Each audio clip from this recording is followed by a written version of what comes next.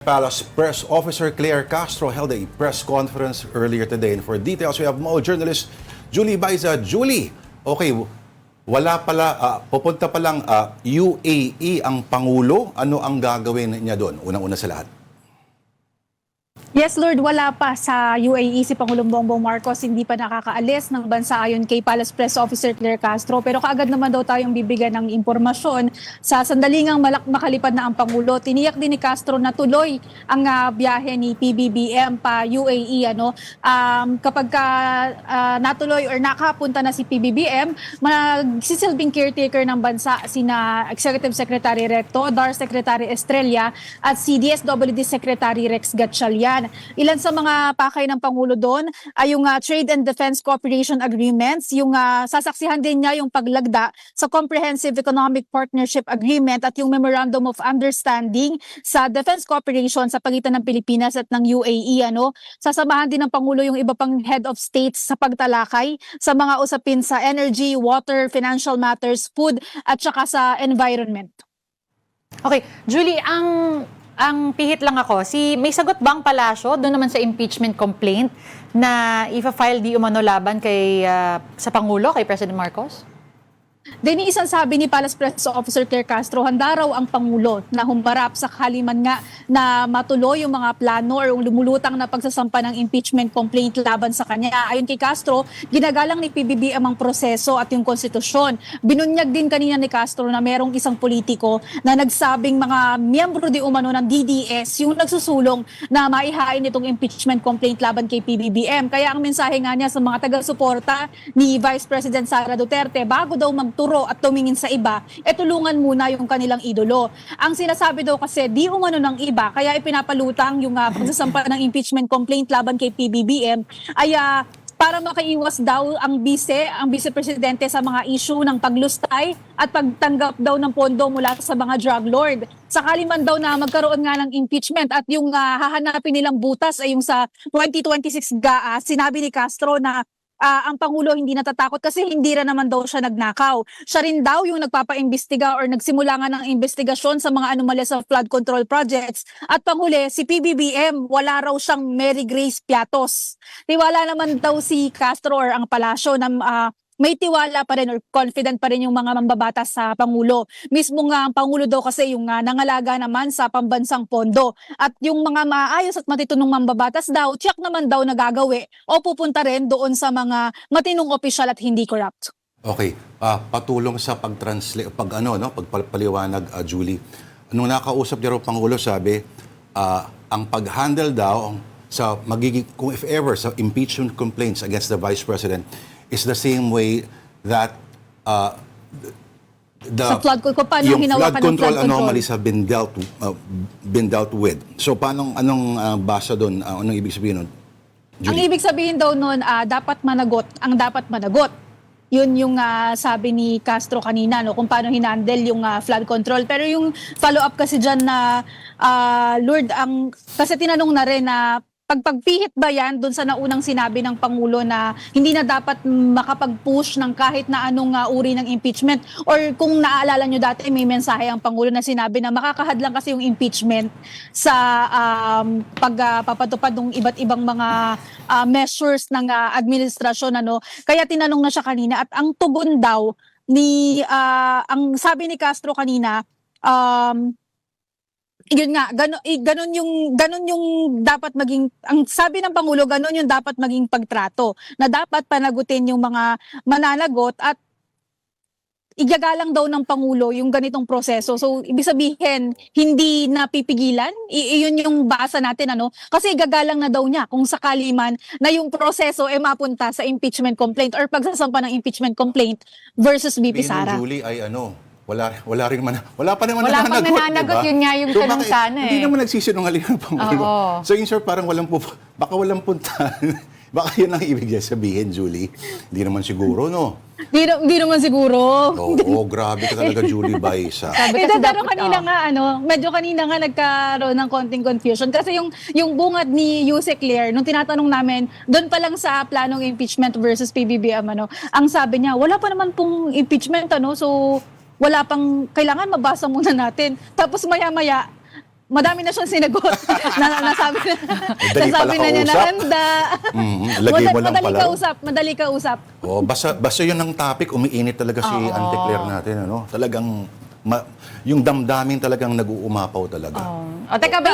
May isa pang issue kasi kung hindi ko alam kung nakita niyo din sa social media yung picture ni former presidential spokesperson Harry Roque at saka ni Philippine Ambassador to Austria and Slovakia Luli Arroyo Bernas na oo. magkasama and naging mainit yan Ang sabi ni Palace Press Officer Claire Castro, personally siya daw nung una na bahala nga rin daw siya pero napansin daw niya na doon sa picture medyo malusog daw at iba din daw yung maayos pa daw yung hairdo ni Roque doon. So lumalabas nga daw nung tinanong din nila sa DFA 2023 pa yung photo. Grabe. Iba yung gusto ko itanong sana kay Julie. May reaction ba kung bakit bakit may explanation ba? Kasi alam natin, no, kumalat din sa social media, na ikinasal ang anak ni Senator Amy, si Vice Governor Ilocos Norte, Vice Governor Matthew Manotoc. Julie. Wala pang nilalabas na mensahe tungkol dyan. Hindi pa rin napapag-usapan, Denise, yung pagiging absent nga ng Pangulo na medyo matunog nitong weekend. Kasi marami naghahanap bilang pamangkin or anak ng kanyang kapatid yung ikinasal. Oo. Uy, dagdag lang natin. Ang sinabi ni Auntie Claire na mag-ingat, posible raw baka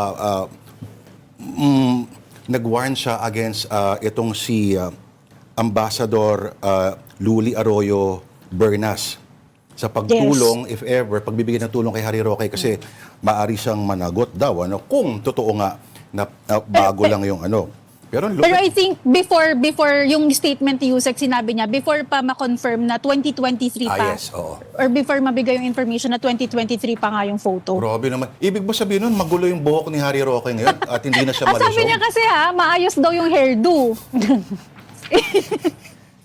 Ang Auntie Claire mo talaga ang lupit.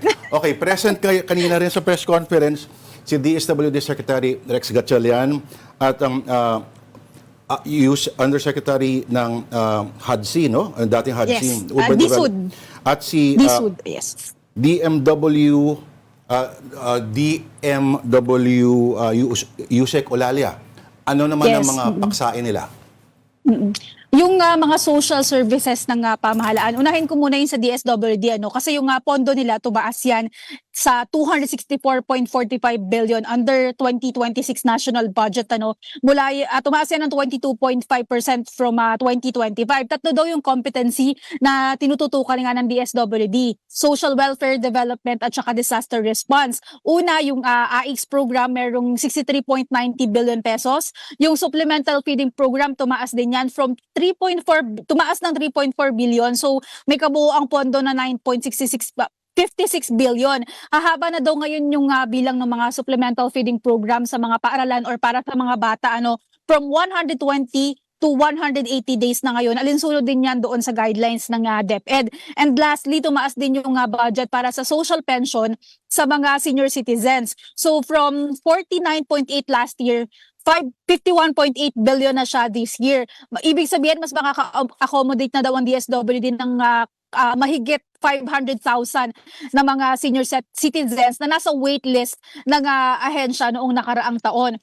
So doon naman, pagdating naman sa usapin din nung anti-EPAL provision, meron daw memorandum circular para, hindi lang para doon sa AIX, kundi sa iba pang programa ng DSWD na may payout or yung pamamahagi nga ng tulong or nung cash assistance para sa mga beneficiaryo. Ibig sabihin, nandoon pa rin yung provision, nandoon pa rin yung guidelines kung paano maiiwasan. At sakali man nga daw na merong biglang sumulpot na politiko, aalis na lang itong, or ititigil muna, ipapahinto muna yung payout at paplansyahin. Pero sana nga daw hindi na umabot sa ganoon pang pangyayari na magkaroon ng ganong instance, kumbaga, with any politician. Para naman doon sa DSUD, sinabi nila na nire-calibrate nila yung kanilang target kasi initially, nung pagsisimula pa ng term ni Pangulong Bongbong Marcos, 1 million housing units per year yung kanilang target, nire-calibrate yan. Kasi una, 1.3 million na lang hanggang sa end ng administrasyon yung kanilang plano, and nasa 300,000 na sila ngayon. Ang dahilan naman daw una kasi ang unang target nila puro vertical housing units, yung mga condo type, para mas kakaunti lang yung lote pero mas maraming housing units na ibibigay. Pero napatunayan daw kasi na mas marami pa rin sa mga naghahanap nga ng tahanan, house and lot yung ginugusto.